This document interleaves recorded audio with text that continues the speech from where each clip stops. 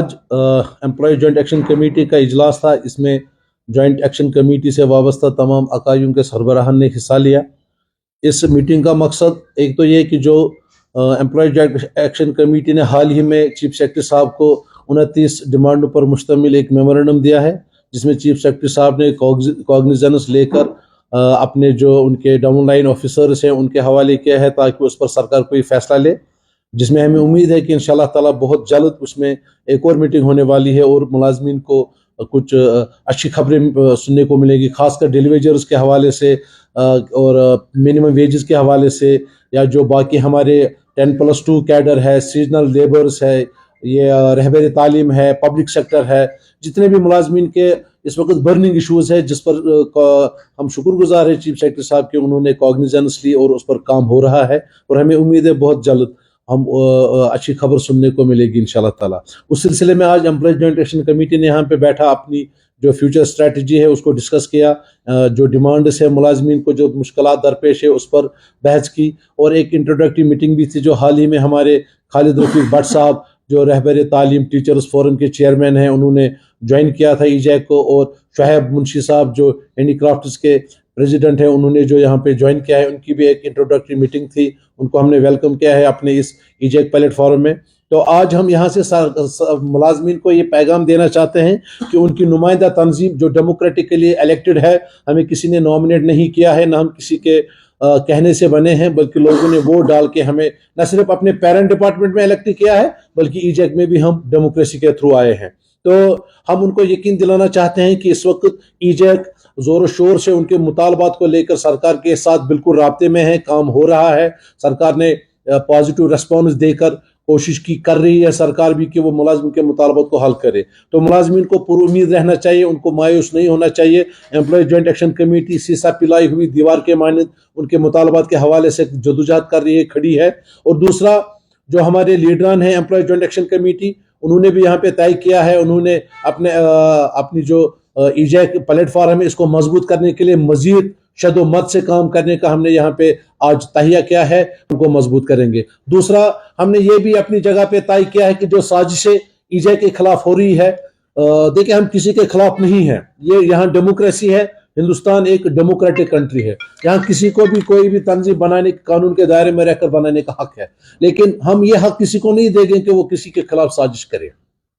बहुत सारे लोगों को इंफिनिटी कॉम्प्लेक्स है, वो हमारे सब्र के इम्तिहान ना ले, वो हमारे इस सब्र के पैमाने को लबरेज ना होने दे, वरना हम उनको सरकार नहीं बल्कि पूरी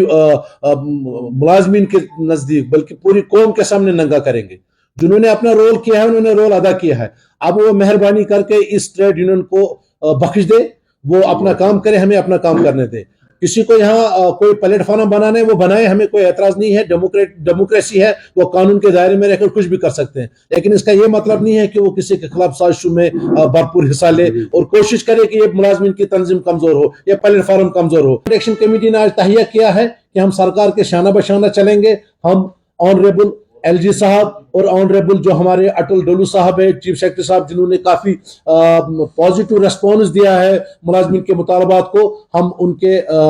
इस रवैये के तय अपना शुक्रिया अदा करते हैं और कोशिश करेंगे कि हम इंशाल्लाह ताला मुलाजमीन के जो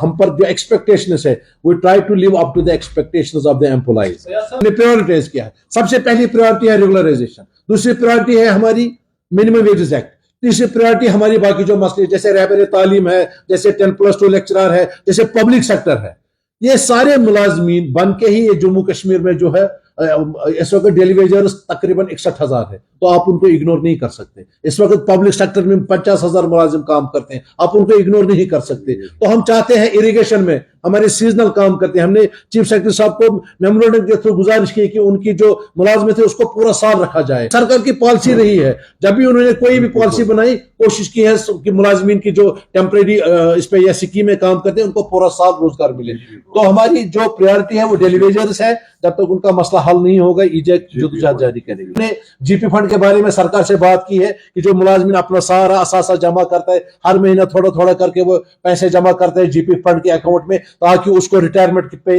या कभी ना खुदा ना खास्ता कोई मुश्किलात पेश आए तो उस वक्त वो अपना पैसा निकाले। तो इस वक्त जब वो जाता है तो इस सालों से उनकी फाइलें पड़ी है, उनका जीपी फंड रिलीज नहीं हो रहा है। उस बारे में हमने मैंने डीजी बजट साहब से भी बात की, अकाउंटेंट जनरल साहब से भी बात की, चीफ सेक्रेटरी साहब से बात की, हमने हर एक काउंटर पे हम डायरेक्टर जनरल कोर्ट से भी मिले इस बारे में। तो हम भी थोड़ा एहसास करते हैं सरकार की लायबिलिटी है, लेकिन सरकार को चाहिए कि वो टॉप प्रायोरिटी पे ये जीपी फंड का मसला हल करे। ये जो हमने पैसा आपके हवाले किया है वो हमें उस वक्त चाहिए जब हमें उसकी जरूरत है। तो हमें उम्मीद है इंशाल्लाह ताला जीपी फंड के हवाले से भी कुछ ना कुछ पॉजिटिव सामने आ जाएगा। इसी तरह से जो रिटायर हो रहे हैं पेंशनर्स जो है,